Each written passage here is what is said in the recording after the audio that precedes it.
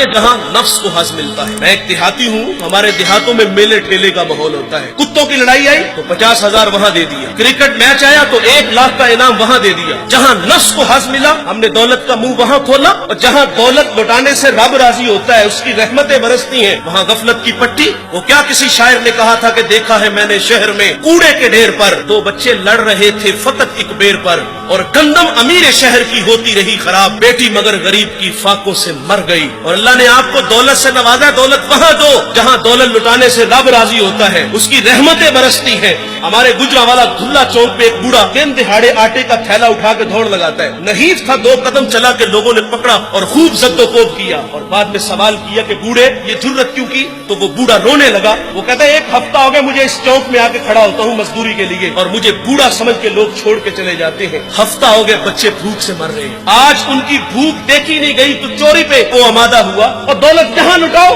یہ نوائے وقت میں خبر چھپی تھی، کمالیہ کی بیٹی وہ شادی کے قابل تھی، ایک رشتہ ملا، ادھر سے بارات آ رہی ہے، ادھر بیٹی والے تیاریوں میں، ہمسائیگی میں سے کسی نے شرارت کی کہ جس کے گھر میں آ رہے ہو وہ اپنی بیٹی کو چند جوڑوں کے سوا اور کچھ بھی نہیں دے سکتا، بارات وہیں سے واپس چلی گئی۔ بتاؤ اس بیٹی کے دل پہ جو کچوکے اور زخم لگے تھے اس کا مداوع کس نے کرنا تھا؟ اور اللہ نے آپ کو دولت سے نوازا ہے، غریبوں کی بیواؤں کی بیٹیاں گھروں میں بوڑھی ہو رہی ہیں، تم کتوں کی لڑائی پہ پیسے لٹا رہے ہو، تم ہجڑوں پہ دولت لٹا رہے ہو۔ اگر دولت لٹانے کا شوق ہے تو معاشرے میں پھیلے ہوئے دکھ دیکھو، یتاما مساکین پہ دولت لٹاؤ تاکہ تم خدا کی رحمتوں کے مستحق ٹھہرو، لیکن دولت وہاں دی جہاں نفس کو حظ ملا۔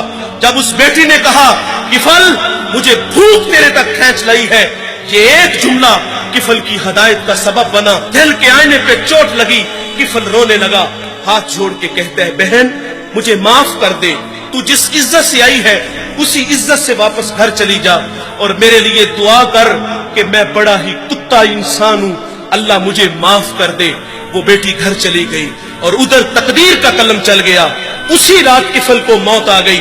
صبح ہوئی تو زمانے نے کفل کی دیوار پہ یہ لکھا ہوا پڑا تھا کہ اللہ نے کفل کو معاف کر دیا ہے۔ وہ معاف کر کے راضی ہوتا ہے۔ بھائی کوئی بندہ مرنے سے پہلے آ جائے ہاتھ جوڑ کے کہہ دے کہ یا اللہ آج کے بعد گناہ نہیں کروں گا، یہ اس کا وعدہ ہے کہ جو میری چوکھٹ پہ 2 آنسو لے آتا ہے میں اس کے گناہ کو لوح محفوظ سے مٹا دیتا ہوں۔ اس ویڈیو کو شیئر ضرور کیجئے، ہو سکتا ہے آپ کے ایک شیئر سے یہ بات کسی کے دل میں اتر جائے۔ جزاک اللہ۔